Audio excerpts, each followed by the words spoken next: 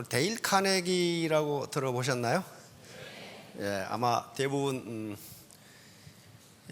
인간관계론으로 가장 유명하죠. 굉장히 유명한 자기계발 학자입니다.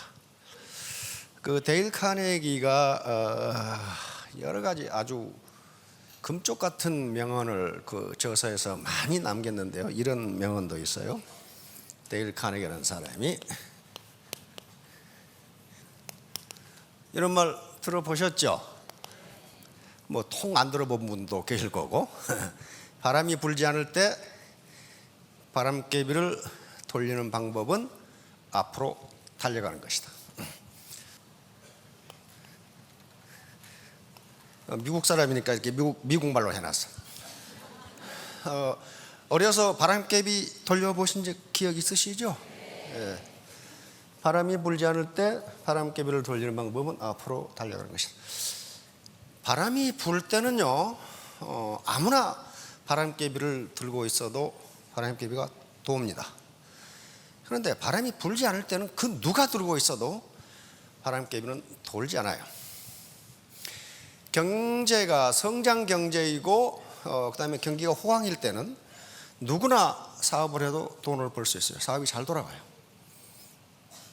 옛날 우리 막 10% 성장할 때는요, 가게만 차리면 돈을 벌었어요.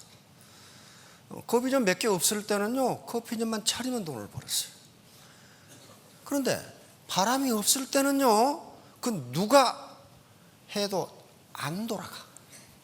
잘 안 돌아. 경기가 사업이 잘 안 돌아가요. 그때는 어떻게 하라고요? 그걸 자꾸 뛰어야 돼. 뛰어야 된다고요. 그런데 어디로 뛰어요? 어디로? 어떻게? 어디로 뛰었냐고요? 앞으로. 근데 그놈의 앞이 동서남북이 어디냐 이거예요. 요 뛰기 위해서는 아무데나 뛰면요, 그건 구렁텅이로 빠져요. 아무데나 뛰면 되는 게 아니에요. 퇴직하고 치킨집을 가지고 뛰었더니 망했어. 그렇잖아요. 커피집을 가지고 뛰었더니 망했어. 엊그제만 하더라도 10중 9망 그랬거든요. 치킨집 10개 생기면 9개가 망한다 그랬는데 엊그제 보니까 10중 11망 그랬더라고. 10개 생겼는데 11개가 망했어. 그러니까 옛날에 생긴 놈들이 다 망하는 거야 지금. 그럼 어디로 뛰어야 되느냐 하는 거예요. 그래서 어디로 뛰는지를 알려드리는 게 애터미 교육이에요. 세 가지 공부가 반드시 필요해요. 세 가지 공부. 머리 공부, 네. 마음 공부, 그리고 몸 공부. 이 마음이 가장 중요해. 내가 바람개비가 돌지 않으니까 가지고 뛰어야 되겠다는 마음이 있어야 돼. 그렇죠? 이게 의지고 열정이고 그다음에 도전 정신이에요. 이거 없는 사람 많습니다. 최근에 젊은 놈들 보고 실망한 놈들 많아요. 아무 생각이 없어 도대체. 아무 생각이 없어. 여기까지 데려다 놨는데 여기까지 데려다 놨어요. 오기 싫다는 놈을 보니까 없어. 어디 갔는가 했더니 차에서 미국 프로야구 구경하고 있어. 야, 아무 생각이 없어. 이건 뭐예요? 마음이 없는 거예요. 그렇죠? 바람개비를 가지고 뛰어야 되겠다는 도전정신, 열정, 각오, 결심, 이게 없어요. 이게 없으면요 안 뛰어요. 자, 그러면 우선 그게 필요해. 마음이 필요해. 마음 공부가. 두 번째는 머리 공부예요. 어디로 뛸 것인가요? 어디로 뛰어가려냐 하니까요. 이게 목표를 정하는 거고 비전을 만드는 거예요. 나는 3년 내에 스타마스터가 되겠다. 이 무슨 목표가 있어야 될 거 아니에요. 나는 1년 내에 세일즈 마스터가 되겠다. 이 목표가 없이 뛰어야지. 목표가 없이 뛰어다 보면은 엉뚱하더라고요. 반드시 목표가 있어야 돼. 근데 가장 중요한 건 뭐예요? 몸 공부예요. 몸 공부. 머리로 암만 생각하고 마음으로 암만 결심해도 담배 끊는 사람이 그러죠. 내일부터 끊어야지. 우리도 피고 앉아있죠. 내일은 또 안 그래. 또 내일부터 끊어야지. 여자들 다이어트도 마찬가지예요. 다이어트 한다고 굳게 결심했는데 친구가 치킨을 사왔어. 오늘만 먹고 내일부터 해야지. 안 되는 거예요 이게. 그러니까 암만 머리로 생각하고 마음으로 결심해도 몸이 실행을 하지 않은 바람개비는 돌지 않아요. 이걸 바람개비를 돌게 하는 데 있어서 가장 중요한 마음의 자세가 겸손이라고 하는 겁니다. 휴밀리티. 겸손이에요. 겸손해야만 뭔가 들어와요. 뭔가 들어와요. 그런데 겸손하게 하는데 그래서 그걸 뇌과학자들은 마음의 청소 또는 머리의 대청소라고 이야기합니다. 이걸 다 지우지 않으면 새로운 정보가 들어오지 않아요. 자, 그러면 이제 문제는 이제 정보가 무엇인가 하는 건데요. 정보가 무엇인가? 정보는 통상은 인포메이션이라고 하는데요. 인포메이션. 근데 군대에서는 이것을 인텔리전스라고 이야기합니다. 이걸 정보라고 이야기하는데 정보학이 발전하면서 정보에 대한 정의가 학자마다 달라. 그런데 그 학자마다 정보학 교수가 굉장히 많은데 학자들이 나름대로 전부 일리가 있어요. 아, 그거 맞네. 그렇지. 그게 정보지. 이렇게 할 수 있는데 제가 가장 좋아하는 두 가지 정의가 있어요. 정보란 무엇인가에 대해서. 첫째는 이 정보학의 아버지라고 하는 미국의 수학자이자 공학자, 전기공학자인데요.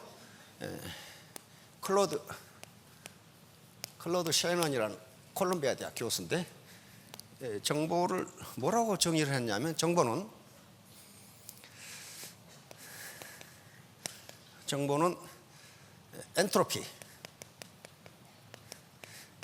엔트로피를 감소시키는 도구, 이렇게 정의를 했어요.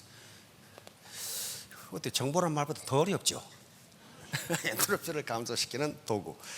엔트로피는 전에 제가 이 엔트로피 연력학 제2법칙이라고 설명을 했는데요. 혼잡도 무질서도입니다. 생각이 무질서해. 그리고 불확실성이라고 여기서 해석이 됩니다. 불확실성. 다시 말하면 정보는 불확실성을 감소시키는 도구, 이렇게 생각하시면 돼. 그러니까 정보를 알게 되면 의사결정이 조금 더 올바르게 돼요. 지금까지 몰랐어. 전혀 몰랐어. 애터미 사업에서 뭘 하는지, 다른 다단계처럼 사기를 치는 건지 몰랐어. 그런데 들어보니까 사기는 안 친 것 같다. 여기까지만 알아도 뭐예요? 불확실성이 감소가 됩니다. 이게 정보예요. 그러니까 정보를 알게 되면 내가 무슨 일을 해야 할지 안 해야 할지 의사결정에 조금 더 정확한 의사결정을 할 수가 있어요. 두 번째는 그레고리 베슨이라고 하는 학자가 있는데요. 이 사람은 영국 학자입니다.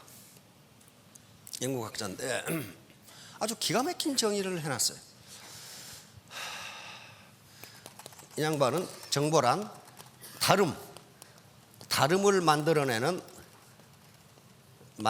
모든 차이 일어났어요. 정보란 다름을 만들어내는 모든 차이. 자, 애터미를 들어보니까 이건 B라는 다단계하고는 차이가 나네. 요점이 어떤 차이를 발견한 거예요. 차이. 그러니까 여기에 오늘 오셔가지고 뭔가 차이 나는 뭔가를 얻었다면, 사실이나 자료를 얻었다면 그건 정보를 얻은 겁니다. 그 정보를 어떻게 활용할 것인가는 I don't know. 자기가 알아서 해야 돼 이제. 그게 지혜예요. 이제 어떻게 활용할 것이냐. 여기는 진입비도 없고 유지비도 없다네. 차이죠. 그 차이예요. 다름을 만들어내는 차이예요. 애터미와 다른 다단계의 다름을 만들어내는 차이. 진입비도 없고 유지비도 없다네. 그 차이예요. 똑같다면 그건 정보가 아니에요. 똑같은데 뭘 정보라고 할 수 있어? 차이가 나는 거예요. 자, 자본은 크게 이렇게 나눕니다. 눈에 보이는 자본, 만져서 알 수 있는 자본, 공장, 기계, 상가. 그런데 무형 자본은 형체가 없는 자본인데 특허권이나 저작권 등이 또 인적 자본이 형체가 없어요. 특허권, 저작권 가지고 있어도요, 평생 자시고 있어요. 로얄티. 이런 것들 다 여기에 해당합니다. 인적 자본에 해당해요. 휴먼 캐피탈. 머리, 마음, 몸보다 중요한 자본은 없어요. 자, 그러면 이제 우리 애터미 회원분들의 자본은 뭐냐 하는 거예요. 자본을 가지라고 자꾸 얘기하는데 자본이 뭐냐 하는 거예요. 이 자본이 바로 요 자본이에요. 요 소셜 네트워크. 소셜 네트워크. 이게 자본이에요. 나로부터 시작해서 이렇게 네트워크가 이게 눈에 보이지 않습니다. 보이지 않는데 컴퓨터상에 이렇게 또는 보이지 않는 이 네트워크가 이렇게 존재해요. 이 네트워크를 소셜 캐피탈이라고 부릅니다. 사회자본. 사회자본, 소셜 캐피탈. 학자들이 그렇게 부르는 거예요. 어떤 학자는 소셜 캐피탈, 이 신뢰 자체가 소셜 캐피탈이다, 이렇게 이야기하는데, 애터미 사업의 소득은 이 소셜 캐피탈의 사이즈와 퀄리티, 질에 의해서 결정됩니다. 달랑 두 사람 달아놓고 돈 못 벌어요. 여기에 지금 로얄쯤 되면은요, 밑에 10만 명이 붙어 있어. 그러니까 이 고기 잡는 그물이라고 생각하시면 돼. 고기 잡는 그물의 사이즈가 일정 정도 이상이 돼야 고기를 잡을 수 있어요. 근데 퀄리티는 뭐냐? 이 그물의 사이즈가 아무리 커도 이게 찢어져 버리면 고기 못 잡아요. 한 마리도 못 잡아. 그러니까 이 소셜 캐피탈, 이게 사회 자본이에요. 이 자본을 어떻게 키울 것이냐 하는 문제예요. 어떻게 키울 것이냐.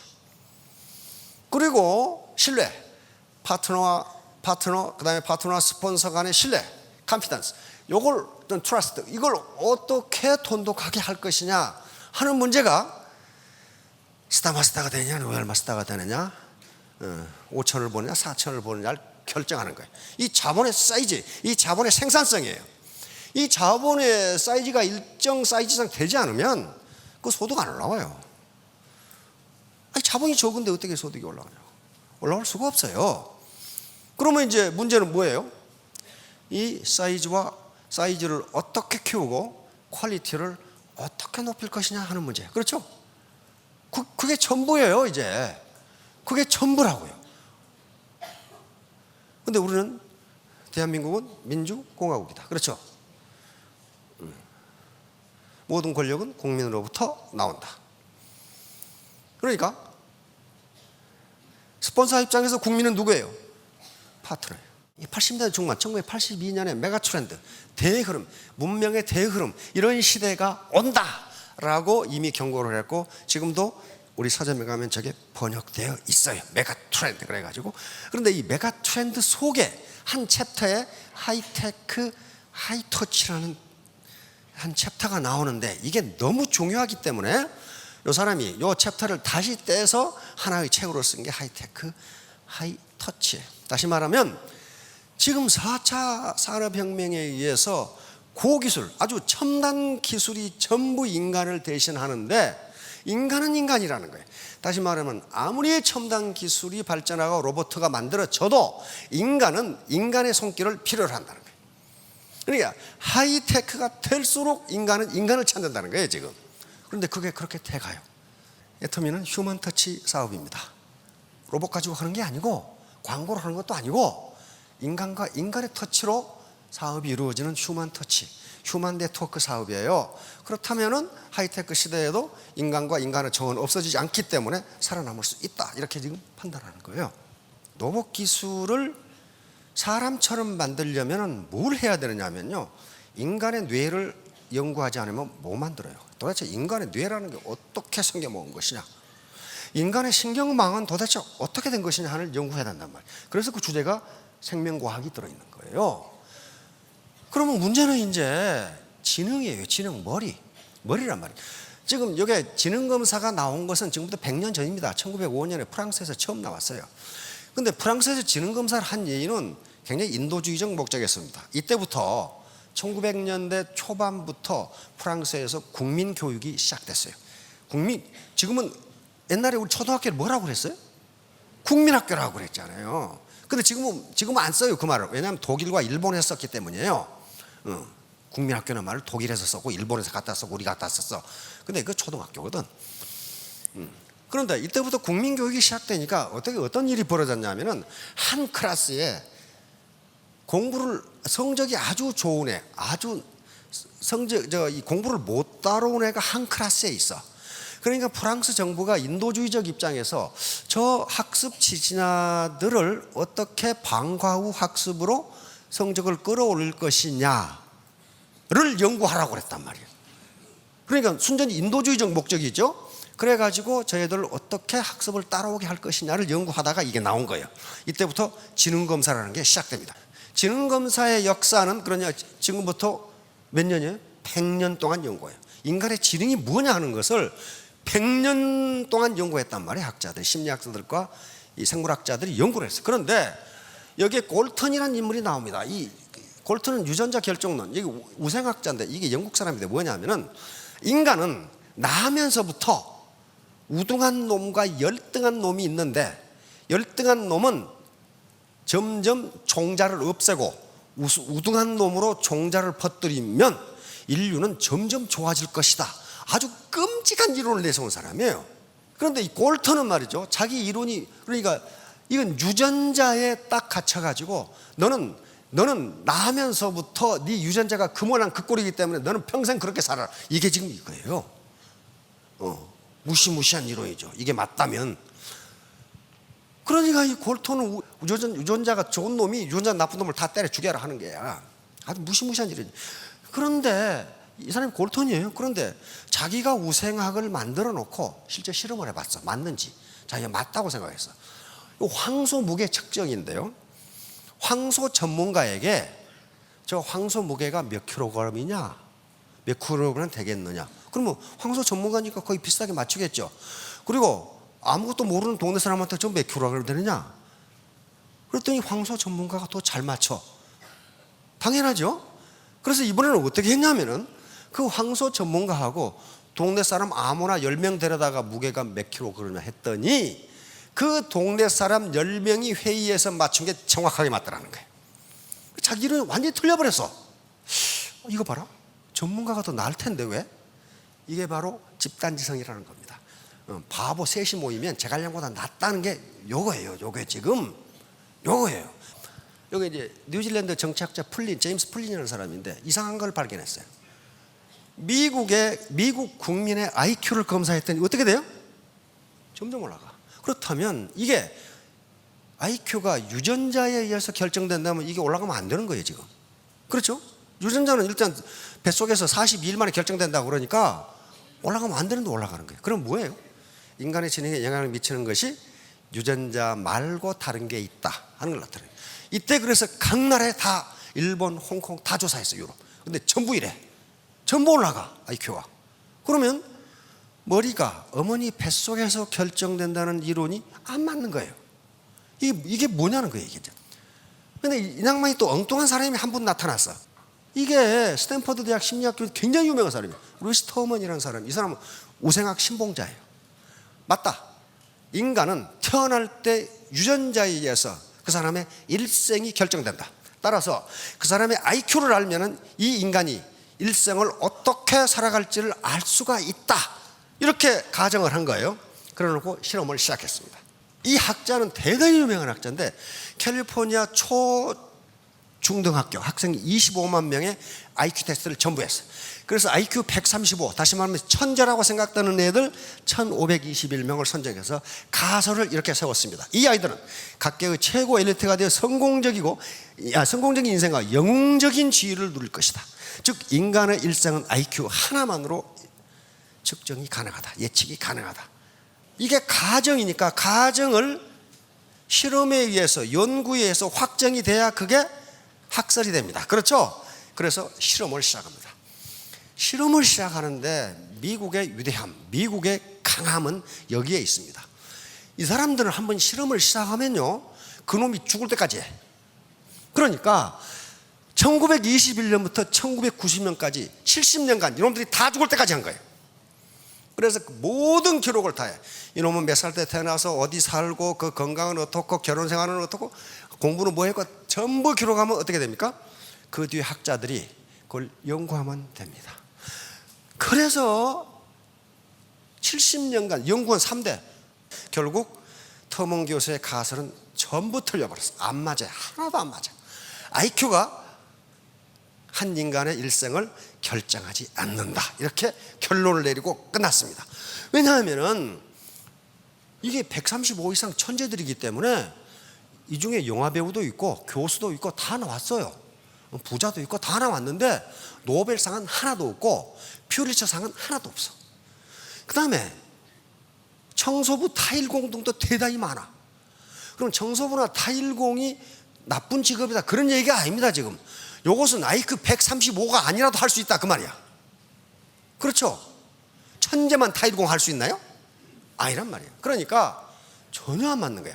그러니까 이제 학자들이 그럼 도대체 인간의 일생을 결정하는 건 뭐냐를 가지고 연구하기 시작한 거예요. 뭐 같아요? 미모? 미모 아니에요.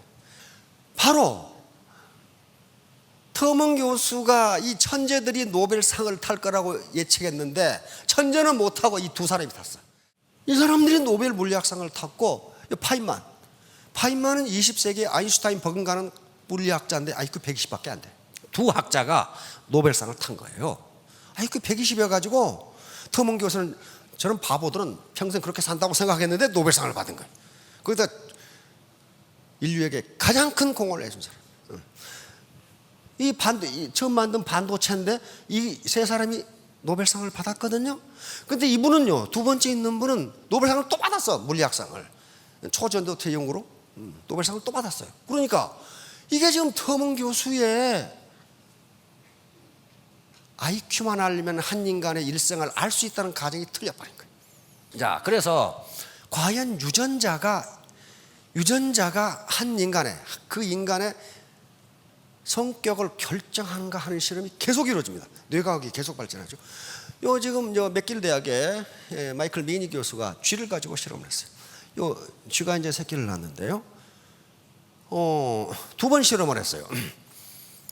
쥐 새끼 두 마리를 꺼내 가지고 이렇게 쓰다듬어 주고 어미한테 다시 넣어줘. 네? 다시 넣어줘. 그러니까 엄마가 되게 깜짝 놀라가지고 사람 같으면 이놈아 엄마한테 이야기하라고 어디로 가? 그러면서 막 이렇게 안아주고 핥아주고 막 그래. 예?